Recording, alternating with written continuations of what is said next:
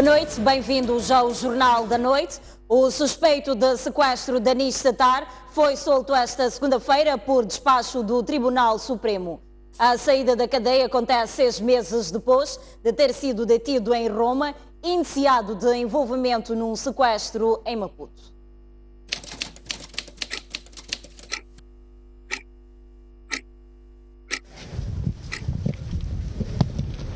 Saiu pela porta principal do comando da PRM na cidade de Maputo, rodeado de agentes da polícia paisana.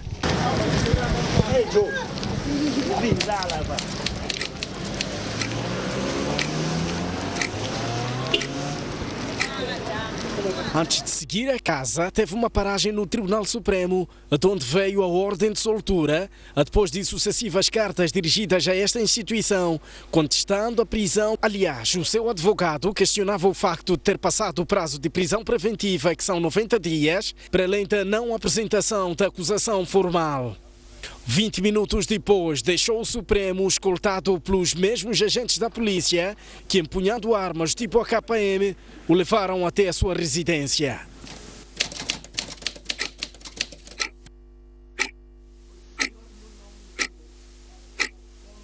Anish Sattar quebra o silêncio e fala pela primeira vez do processo de que é acusado. Tudo começou em maio de 2012, quando foi detido em Maputo, acusado de envolvimento no sequestro de uma cidadã de nome Gignissa Mansukulal. Nunca estive envolvido em nenhum sequestro. Estou aqui presente a falar, nunca estive envolvido em nenhum sequestro.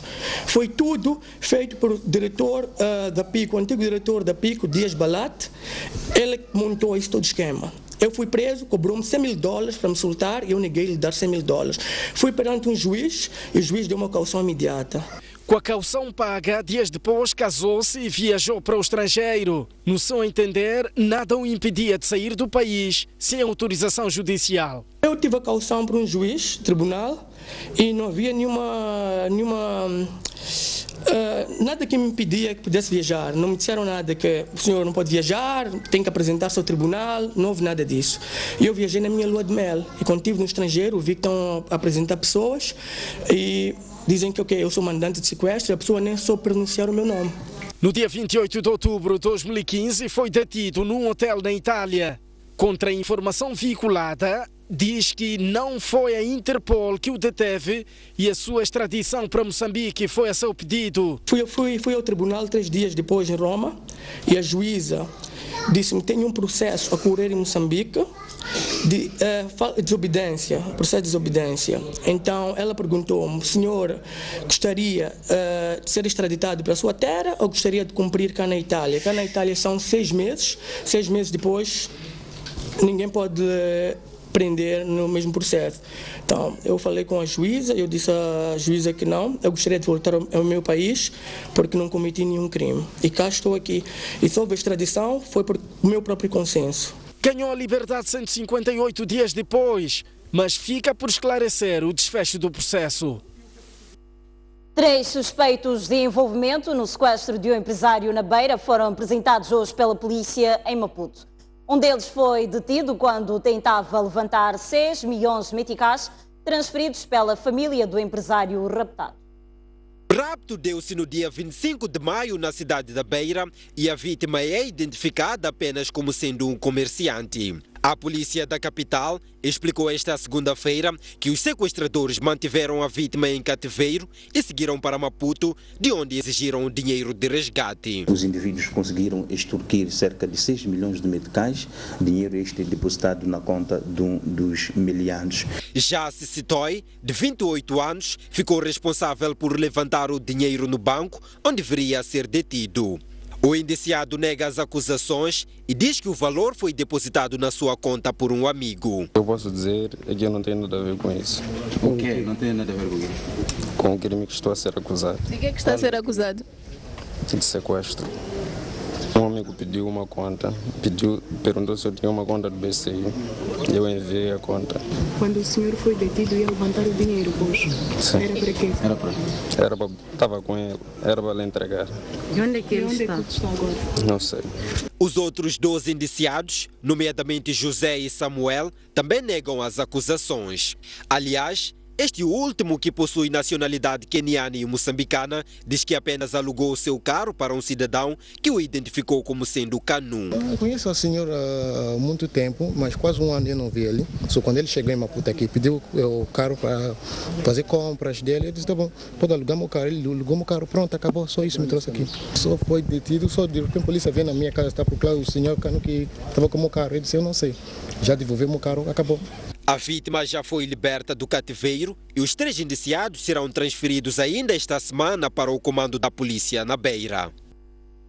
Uma criança albina foi raptada, assassinada e extraída parte dos órgãos em Chimoio, na província de Manica. A criança de 6 anos de idade havia desaparecido no domingo.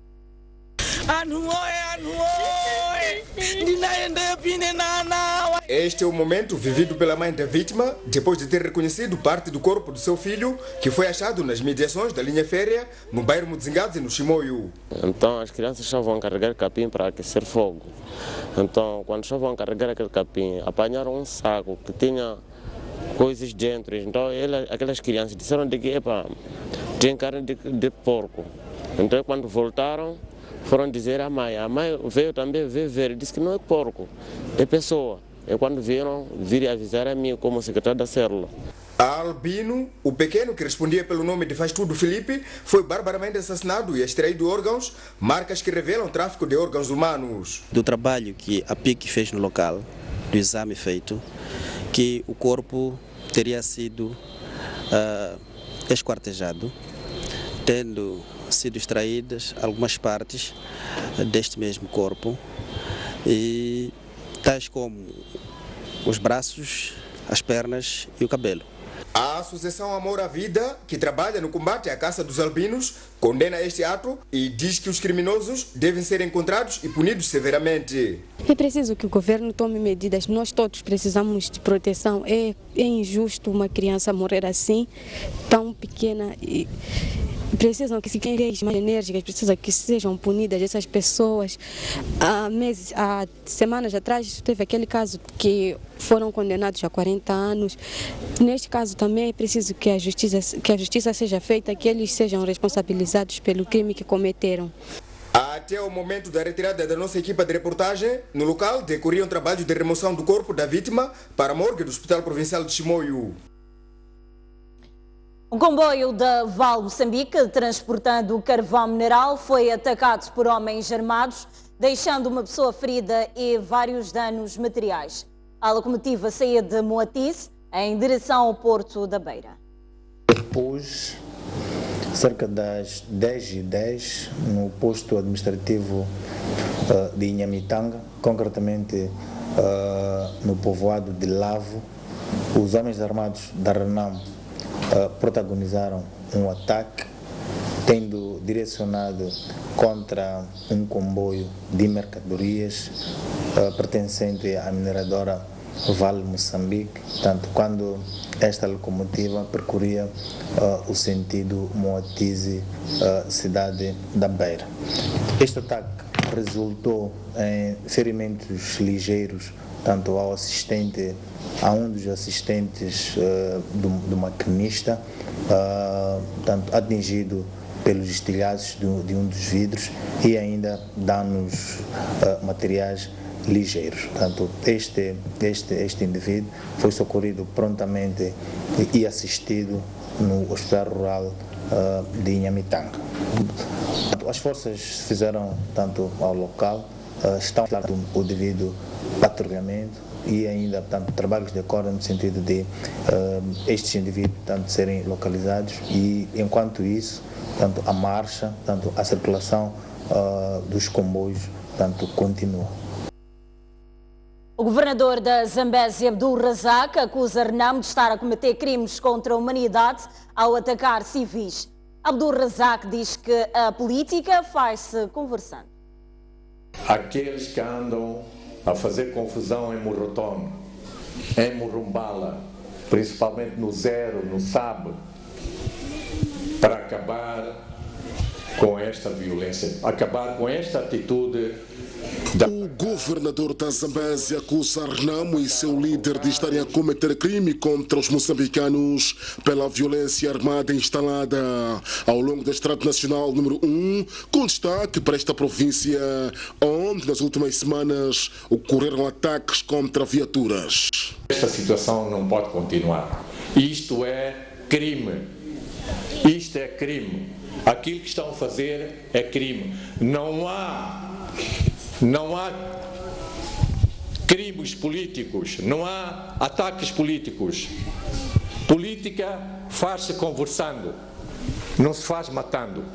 Portanto, aquilo que estão a dizer que é política não é política, é crime. E, portanto, este crime tem que ser combatido.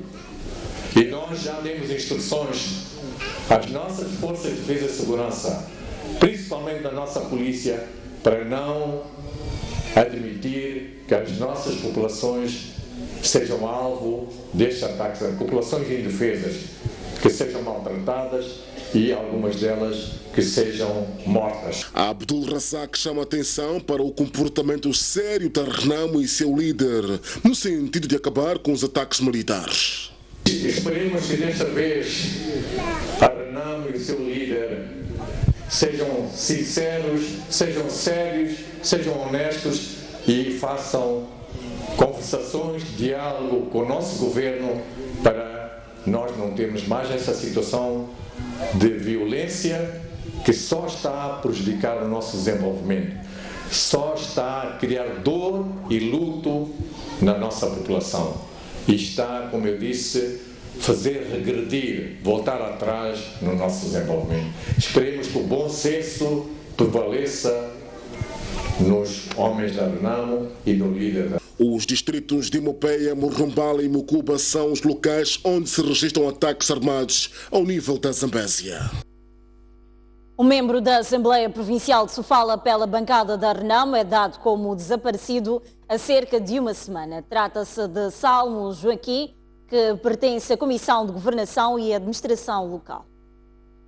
O suposto desaparecimento do membro da Assembleia Provincial de Sofala pela bancada da Renamo foi tornado público no princípio da tarde desta segunda-feira, numa conferência de imprensa convocada pela própria Assembleia Provincial. Este órgão, através de seu porta-voz, afirmou que o seu membro, que responde pelo nome de Salmo Joaquim, desapareceu em circunstâncias ainda por esclarecer quando seguia a cidade da Beira e de Maringue no passado dia 29 de maio. Então, pelo caminho nós não sabemos o que aconteceu. Por isso não podemos adiantar dizer que foi isto, foi aquilo. O que nós queremos neste momento é apurar os acontecimentos que aconteceu durante o processo quando estava a sair de Maringue para a Assembleia Provincial. A Assembleia Provincial de Sofala adiantou, entretanto, que o caso é de conhecimento da polícia e que neste momento a corporação está a investigar o assunto. A família, quando foi à polícia, então, juntamente com a polícia, saiu de Maringue, como disse que foi na zona de Maringue, no Piro. Então, saíram de lá, naquela zona até embaixo para o rio Nhapuera, junto com a polícia, só que não apanharam nenhuma pessoa. E voltaram, e até hoje ainda a polícia está em foco à procura desse senhor. O MDM diz que as palavras de Edson Macuacua sobre as valas comuns não vinculam a comissão parlamentar criada para investigar o assunto. O partido da oposição diz mesmo que podem existir mais cadáveres em Sofala e Manica. A bancada do MDM integrou a comissão parlamentar que viajou a Sofala e Manica para investigar a existência de valas comuns.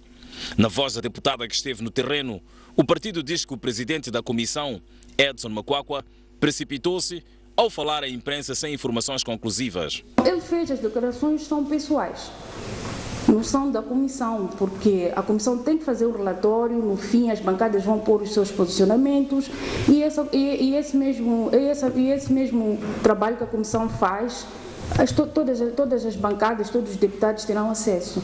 E neste momento não há condições que apareça um representante da comissão e dê a conclusão do trabalho feito pela comissão.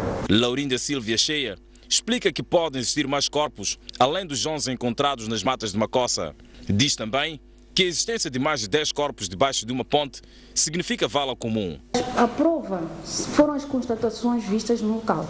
Nós, quando chegamos no local, encontramos as ossadas aglomeradas e com um bocadinho de areia por cima, não é? E tu vias, e nós vimos que não eram apenas um nem dois corpos lá presentes no local. Existiam 11 corpos, cerca de 11 corpos no local, tapados por areia. E é isso que me faz, neste momento, estar cá e dizer que, de facto, há valas comuns. Porque foi aquilo que eu constatei, foi aquilo que eu vi no local, quando deslocamos para lá. A bancada liderada por Lutero Simango pede que a Renamo e as forças de defesa e segurança cessem os ataques e evitem a violação dos direitos humanos. E o presidente do Movimento Democrático de Moçambique voltou a defender que é imperativo o envolvimento de outras forças políticas e da sociedade civil no diálogo que se prepara entre o governo e a Renamo. O presidente do MDM encontra-se na cidade de Pemba, em Cabo Delgado, para uma assembleia do seu partido que culminará com a eleição do novo delegado político provincial. Falando a jornalistas no aeroporto internacional de Pemba, Davis Simango comentou sobre o atual estágio político do país, numa altura em que se prepara o encontro entre o presidente da República e o líder da Renamo, tendo afirmado que esse diálogo não surtirá efeitos porque, alegadamente, as duas partes optam pela demonstração da musculatura e defendeu a necessidade de se envolver outros partidos e sociedade civil. Há experiências claras de que o país tem vindo enfrentado, já se gastou dinheiro com Mochim, já se gastou rios e rios de dinheiro para um diálogo que nunca existiu. Portanto, o que nós estamos a dizer e voltamos a retirar é que esse diálogo a dois não vai dar resultado nenhum. Cada um quer mostrar a sua musculatura, cada um quer ir à mesa do diálogo mais forte que o outro e dar naquilo que dá.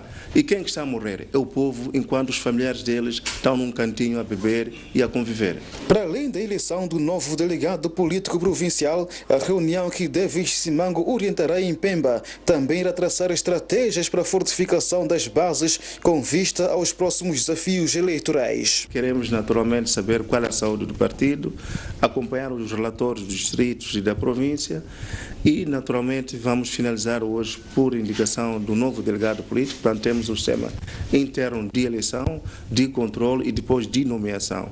Porque queremos que, de fato, a província de Cabo Delgado deixe de funcionar no estágio em que estava a funcionar em termos de comissão, para efetivamente termos um delegado para garantir a responsabilização e os resultados necessários que o partido pretende. No aeroporto internacional de Pemba, onde Simango desembarcou vindo da Alemanha, foi recebido pelos membros e simpatizantes do MDM.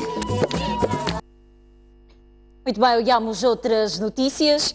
Perto de 100 pessoas manifestaram-se em frente à residência da família do político e jurista Carlos Jack, em Marraquém, na província de Maputo. Os populares exigem a abertura de uma rua fechada pela família Jack para ampliar um terreno. Trata-se desta rua, cercada por duas vedações erguidas pela família do político e jurista Carlos Jack. O caminho é usado há mais de 60 anos pelos populares. Além de pessoas, passam por aqui viaturas, tubos de água e postes de energia elétrica. Revoltados, ontem à tarde, os moradores da zona cercaram a casa e exigiram a retirada de portões que tinham sido instalados no sábado para bloquear a rua. O cidadão Carlos Jack veio, tem duas propriedades, antes estavam claramente delimitadas e ele passava, por tanto tempo passou, usou a via, mas entendeu, começou a fazer a vedação, como podem verificar, e recentemente, ontem, estamos a falar de ontem, colocou os portões a proibir a passagem, portanto, o uso desta via. Quem é ele como singular para fechar uma rua pública na sociedade? Aqui em Moçambique, será que cada um, porque tem um bocadinho de conta bancária, pode fazer tudo o que quiser? Não é bem assim. A gente pede apenas a abertura dessa rua, porque é nosso direito. Estamos a pedir a abertura dessa rua como sempre foi. A confusão obrigou a intervenção do administrador de Marraquém, que juntou esta segunda-feira, frente a frente, Carlos Jack e a comunidade revoltada. O político e jurista reclama o espaço porque diz estar dentro do seu terreno. Sugere que a população use um caminho alternativo, contornando a via que diz pertencer à família. É uma rua porque passam as pessoas, mas passa no meio do terreno de uma família. As pessoas que estão habituadas a andar a pé, para não terem que dar muita volta, pode-se arranjar uma forma de passarem por aqui. Preparamos o espaço de passagem e fica tudo resolvido. Os carros de onde é que vêm? Vêm de Boane, vêm de Maputo, vêm não sei onde. Está aqui esta rua. Vêm para aqui, se vão para ali, vêm para aqui. Vão para ali. Quem vai para a vila, vai para a vila. Quem vai para Massinga, vai para Massinga. As palavras de Carlos Jack caíram mal junto dos populares. Para poderem perceber, é isto. É isto. Sem consenso, o administrador do distrito decidiu que a rua deve continuar aberta enquanto se resolve o assunto em definitivo. Assim como estamos, não vamos tomar nenhuma decisão. O que eu vou pedir é que mantenham-se calmos até estes que vocês escolheram e sentar convosco e dizer a decisão final é esta. Moradoras do bairro Intaca, no município da Matola, queixam-se de criminalidade, disputa de terra e falta de água.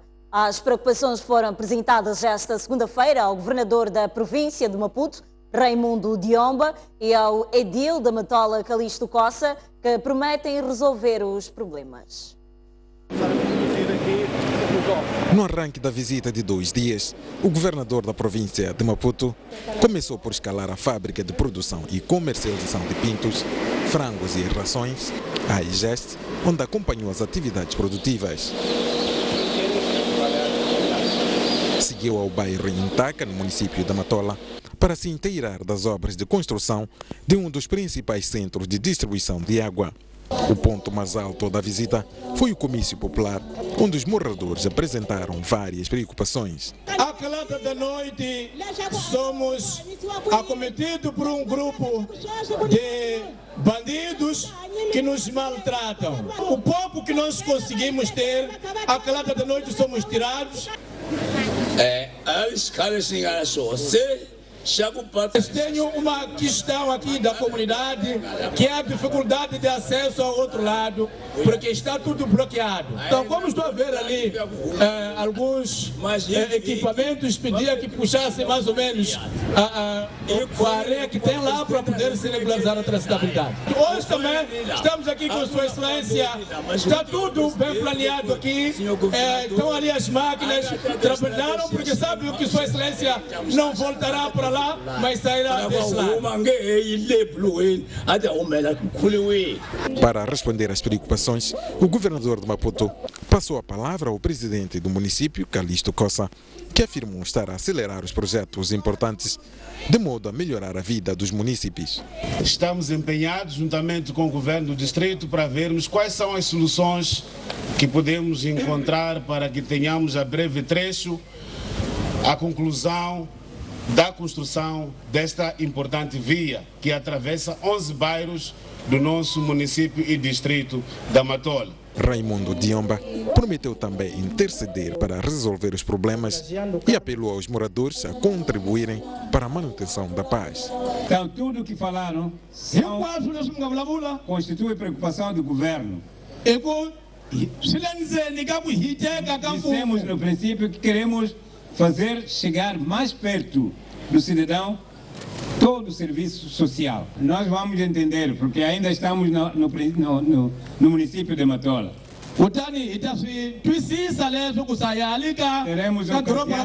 Teremos ocasião de sentar com o governo municipal. Nesta visita, que termina esta terça-feira, o governador de Maputo fez-se acompanhar pelos diretores provinciais e responsáveis do município da Matola. Muito bem, vamos agora observar o nosso primeiro intervalo e voltamos dentro de instantes com mais notícias. Até já.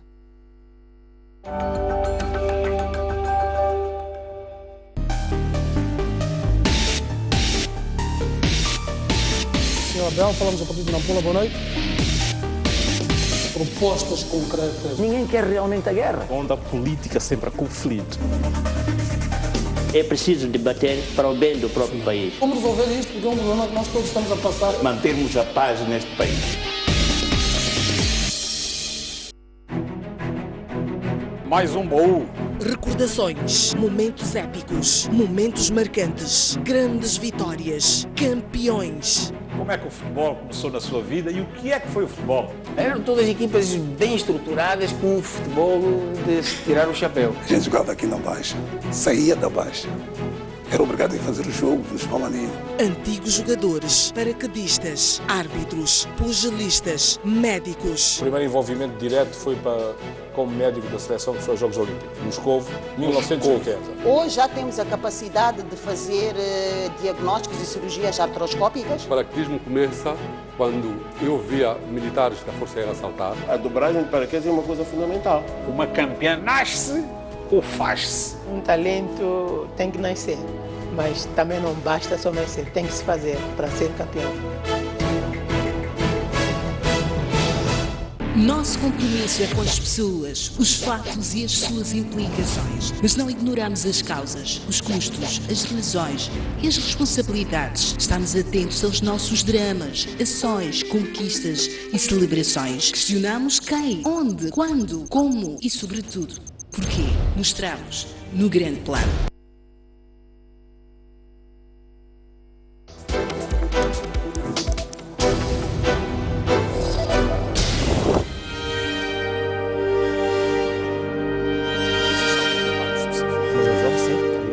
Um país faz-se de confrontos de ideias.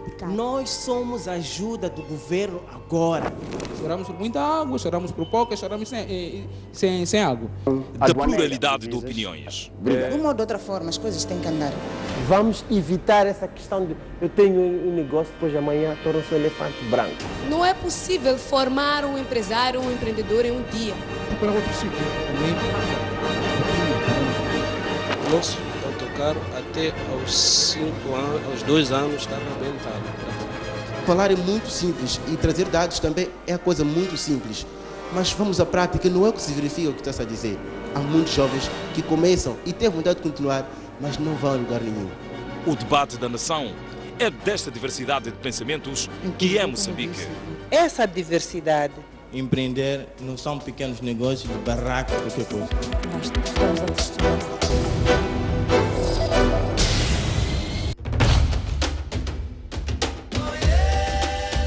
O Parque Nacional de Gorongosa é um dos maiores símbolos do nosso país. Pelo valor da sua biodiversidade, também pelo papel que desempenha no apoio às comunidades que ali vivem. O sucesso da manutenção e da conservação da biodiversidade, o apoio às comunidades que ali vivem, só é possível com a contribuição de cada um de nós. É fundamental que cada um dos moçambicanos perceba o enorme valor que este parque representa para o posicionamento de Moçambique a nível nacional, regional e mundial. O Grupo Soico não poderia ficar alheio a esta iniciativa. O Parque Nacional de Gorongosa é uma bandeira de Moçambique, é uma bandeira de orgulho e de estima de todos os moçambicanos. É fundamental que o nosso apoio seja impactante na projeção deste símbolo a nível nacional e internacional. Esperamos que os nossos meios de comunicação social desempenhem um papel. Bem-vindos à segunda parte do Jornal da Noite. Vamos continuar a olhar as notícias. Cerca de 38% da população adulta de Moçambique sofre de desnutrição, um problema que atinge 43% de crianças menores de 5 anos. O Governo está prestes a fazer um estudo para avaliar o custo da desnutrição. Nos últimos 15 anos, o nível de desnutrição em crianças reduziu apenas 3%. Daí que, segundo o Ministério da Agricultura e Segurança Alimentar, 38% dos adultos e 43% das crianças sofrem um problema. Países africanos estão reunidos em Maputo a partir desta segunda-feira, num seminário que visa capacitar técnicos do continente sobre como calcular o custo da fome. O evento acontece depois de governos africanos terem assumido o pacto de alocar 10% do orçamento à agricultura e reduzir a desnutrição para 10% até 2025. A questão da desnutrição crônica afeta muito, no caso das crianças, mesmo no desempenho escolar, e se falamos do adulto, afeta mesmo na produtividade laboral. Portanto, é um aspecto, é um assunto que Moçambique tem que olhar com bastante prioridade e o governo tem estado preocupado com esta situação. Entre adultos, a desnutrição atinge mais as mulheres grávidas. Este problema está aliado à insegurança alimentar, que aumentou nos últimos meses no país e já afeta 1,5 milhão de pessoas. No seminário que termina sexta-feira, os parceiros de cooperação de Moçambique falaram da importância do estudo. Essa ferramenta que mostra claramente qual é o impacto de uma inatividade na área de nutrição. Daqui a 5 anos, o que vai acontecer se não vai ter as intervenções que são necessárias? É uma grande coisa que precisamos tentar ver como uma política integral. Mas para ver como uma política integral, precisamos avançar conhecimento de suas consequências em distintas áreas, social, ambiental, econômica, etc. Só em março deste ano é que o governo moçambicano decidiu juntar-se a 12 países africanos para fazer um estudo sobre o impacto econômico e social da fome no país, um instrumento que pode ajudar na tomada de decisões públicas. 2 pessoas estão detidas por terem apresentado certidões de nascimento falsas para obter bilhetes de identidade. A Direção de Identificação Civil admite a possibilidade de envolvimento de funcionários das conservatórias na falsificação de documentos. No total foram 10 pessoas encontradas a tentar tratar bilhetes de identidade com certidões de nascimento falsas durante a semana passada. 2 falsificadores estão detidos em Maputo e Gaza. Em relação ao cidadão congolês, nós temos informação, segundo a PIC, que o Madjaj está a se distanciar. Afirmam que o indivíduo prestou testes daquele clube, não tendo ficado por falta de documentação para efeitos de contrato. O Buque é o cidadão moçambicano, está envolvido em falsificação de documentos. Portanto, ele tem um registro anterior e, entretanto, a polícia está a trabalhar para apurar mais verdades sobre isso, onde é que ele adquiriu a certidão falsa que ele usou e se dirigiu aos nossos balcões para tratar outro bilhete de identidade. A Direção Nacional de Identificação Civil garante que os documentos falsos não são emitidos nas conservatórias, mas admite haver envolvimento de alguns funcionários. A pessoa prefere arcar com as consequências, prefere responder em juízo no lugar de denunciar quem são as pessoas que produzem estes documentos. Portanto, não estamos em crer, mas também não buscaremos essa hipótese da existência de funcionários desonestos. É preciso que se diga isso, porque se alguma certidão saiu de uma conservatória sendo falsa, significa um funcionário desonesto que tratou desse tipo de documentos. Na semana passada, 38.700 pessoas requereram a emissão de bilhete de identidade em todo o país. Iniciou hoje o Ramadã, período de jejum para os muçulmanos, que durará entre 29 a 30 dias. As diferentes congregações muçulmanas em Nampula iniciaram esta segunda-feira o jejum diurno de 30 dias designado Ramadã. Os crentes desta religião consideram o período como de sacrifício e bênção, onde os muçulmanos são chamados a viver com intensidade sua fé, abstendo-se do mal. Para este ano 2016, já iniciamos. Ontem tivemos a confirmação da visualização da Lua da Arábia Saudita. Por um mês, e a gente sabe que o calendário lunar é diferente do gregoriano. O calendário lunar é 29 a 30 dias. O jejum é uma ponte segura que liga o servo ao seu Criador. É o início do sacrifício, não só porque é um momento em que uma pessoa educa o seu nafs, a sua pessoa. É aquilo que se diz, não deve só abster-se de comer e beber. Não só os órgãos formais é que devem jejuar, também os órgãos informais, deixar de mentir, deixar de caluniar, deixar de difamar e muita coisa. Então, o jejum traz uma série de ensinamentos. É um mês em que todo o Islã revela a sua universalidade, em que o pobre, o rico jejuam no mesmo período, quebram no mesmo período. O muçulmano é chamado a multiplicar o esforço. É um mês em que o muçulmano passa o dia jejuado e a noite na adoração. Os nossos entrevistados condenaram as práticas correntes nestes momentos, onde alguns comerciantes aproveitam-se para gravar os preços de produtos básicos. Nenhum muçulmano pode aproveitar do mês de Ramadã para aumentar preços, não é? E quanto mais se facilitar aos crentes, os muçulmanos que jejuam, fica melhor, que Allah gosta muito dessa pessoa. Lamentavelmente, isto tem acontecido. O mês de Ramadã não deve ser uma oportunidade a pessoas especularem os preços. O governo, através do Ministério do Trabalho, Emprego e Segurança Social, autorizou os proprietários de estabelecimentos comerciais que professam a religião muçulmana a observarem um horário especial de funcionamento durante o mês do Ramadã. O facto surgiu em resposta ao pedido formulado pelas congregações muçulmanas do país.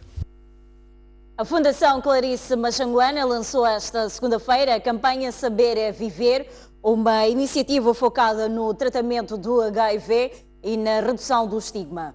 O programa arranca ainda este mês e vai percorrer cerca de 7 províncias, levando a mensagem de combate à doença.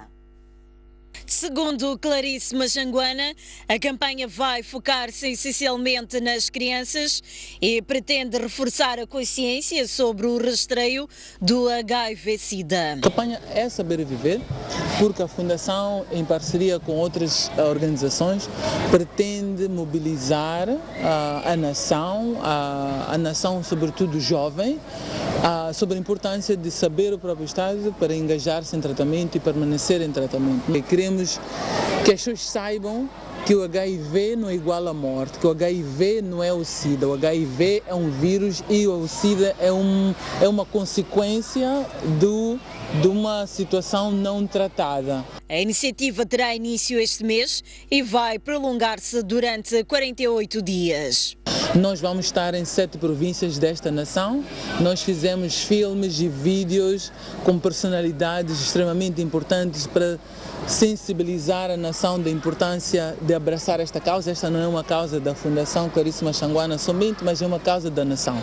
Então, nós envolvemos o Instituto de Comunicação Social, vamos fazer programas na rádio, vamos fazer feiras nas várias províncias, vamos fazer palestras nas várias escolas. Moçambique é um dos países da África Austral que apresenta o maior índice de prevalência do HIV-Sida, com uma percentagem de 12,5% da população.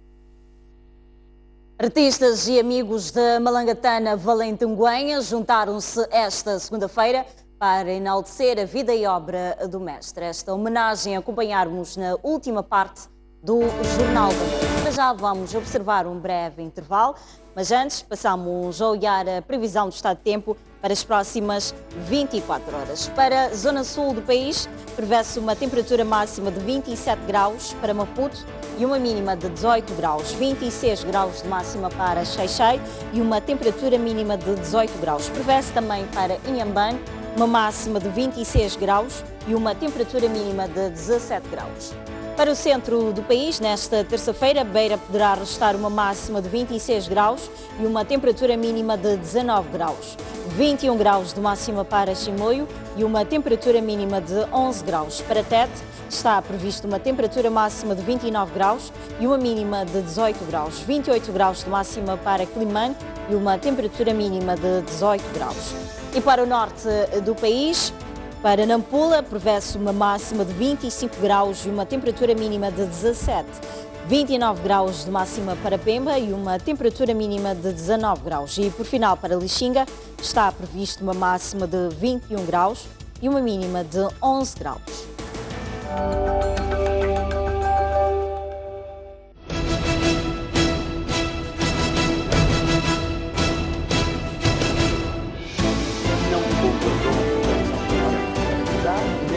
Eles representam o povo. Renamo deve, claramente, de uma forma, desarmar-se.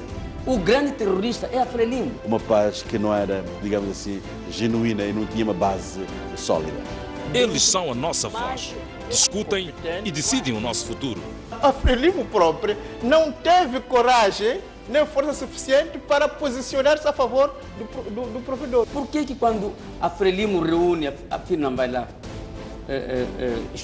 expulsar as pessoas, ameaçar as pessoas. Eu acho que aquilo é mais uma manobra dilatória da Renamo, é uma maneira mais de confundir a opinião pública.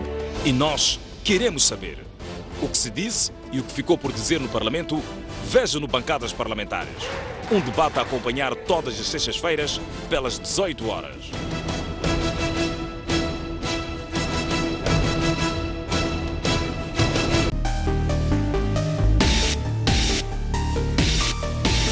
Senhor Abel, falamos a partir de Nampula, boa noite. Propostas concretas. Ninguém quer realmente a guerra. Onde a política sempre há conflito. É preciso debater para o bem do próprio país. Como resolver isto? Porque é um problema que nós todos estamos a passar. Mantermos a paz neste país. Uma criança e um jovem desapareceram nas águas da praia do Inos, aqui na cidade de Pemba. Combate ao crime é a palavra de ordem da chegada do líder da Renamo à cidade portuária de Natal.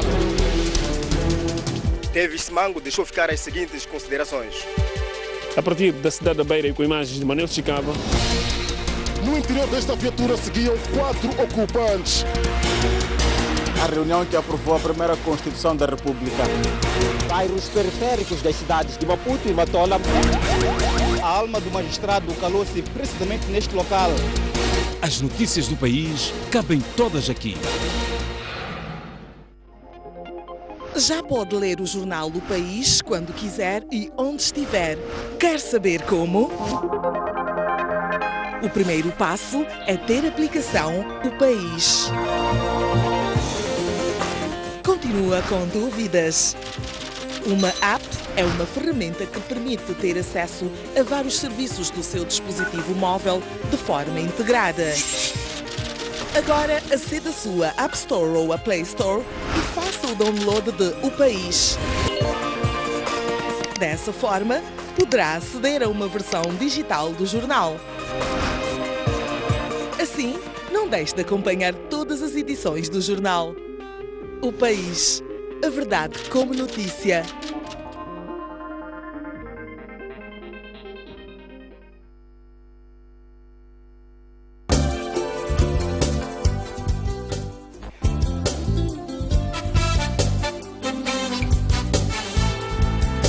A Praia da Rocha localiza-se na cidade de Inhambane. Possui uma área de cerca de 26 hectares, com características invejáveis pela sua composição de recifes de corais, águas cristalinas, a fauna subaquática e é conhecida pela sua população de raias.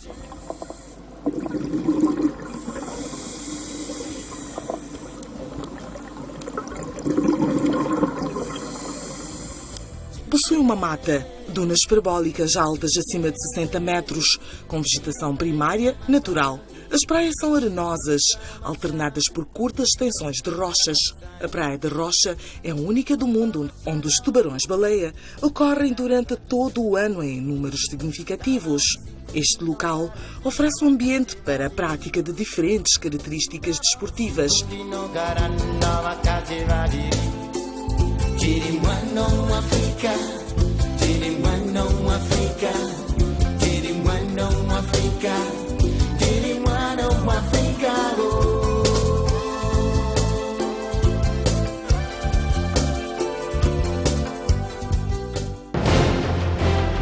Um país sem história é um país sem futuro.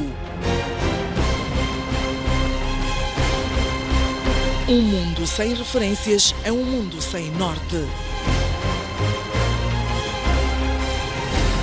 Um país sem cultura é um país sem identidade.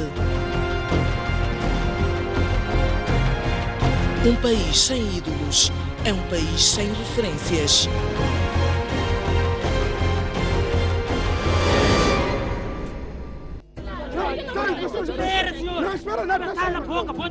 A maior frequência destes transportes, vulgo My Love. Você viu 4 horas aqui? De atendimento que geralmente é lento, é semelhante ao que se registra um pouco por todos os centros de saúde. A bicha não está a andar, não sei o que está a acontecer.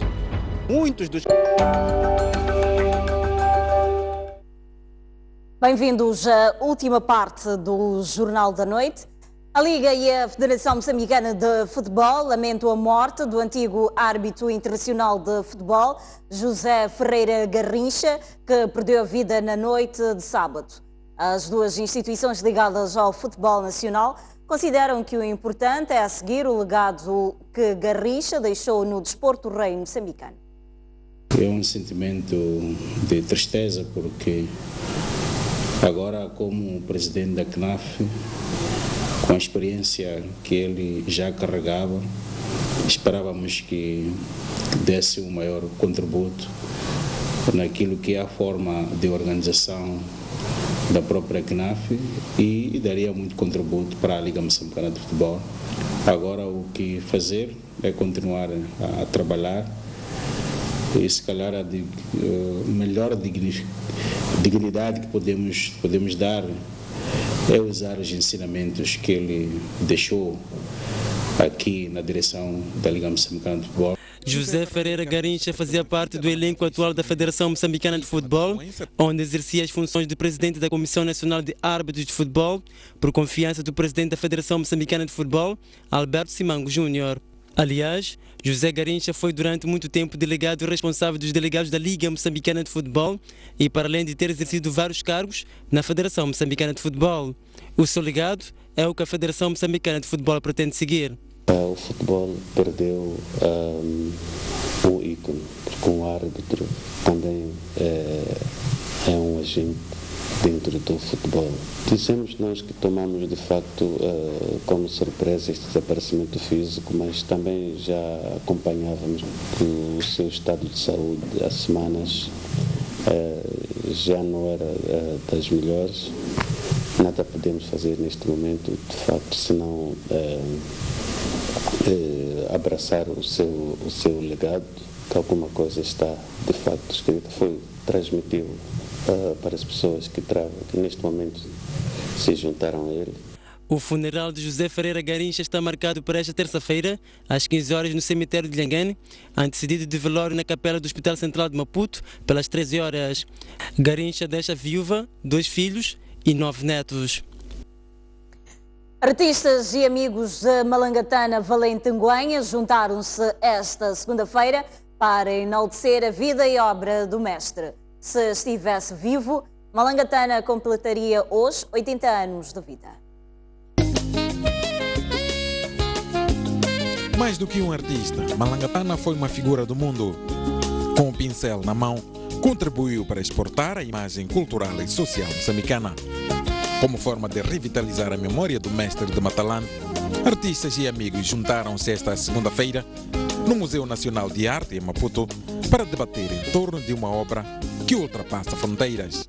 A obra deste grande artista não tem fronteiras. A dimensão deste artista aqui e fora fez com que nós sentíssemos que era importantíssimo, no 80º aniversário dele, preparar estes testemunhos que, de uma maneira geral, se aperceberem, acabam fazendo a história da arte em Moçambique. No dia em que o mestre das artes plásticas completaria 80 anos, no Museu Nacional de Artes não faltaram testemunhos que enaltecem o talento e a entrega do mestre das artes plásticas. O que mais me marcou no Malangatana foi o cidadão, pela causa nacional, não só, quando ele foi mandado para as aldeias comunais e quando regressou, nunca desistiu da pintura. Foi o obreiro, posso dizer, que é do despertar de muitas mentes. Malangatana é inesquecível. Então, Malangatana é grande mestre meu, e de tantos outros mestres. Mas a vasta obra do grande mestre, para que continue inesquecível, precisa de espaço e de condições adequadas para a sua preservação. E esse é o grande desafio da Fundação Malangatana.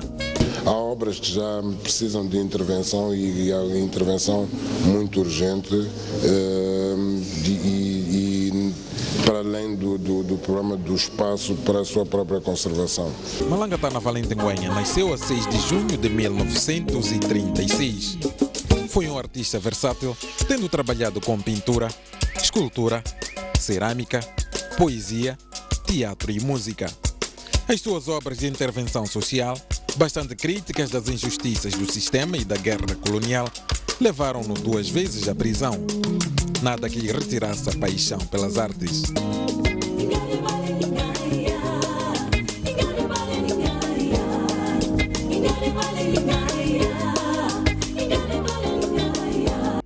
E é com esta homenagem a Malangatana que colocamos ponto final ao Jornal da Noite. Foi um enorme prazer trabalhar para si. A todos um bom início de semana. Nós voltamos amanhã à mesma hora. Até lá, continue a acompanhar a restante programação. Boa noite.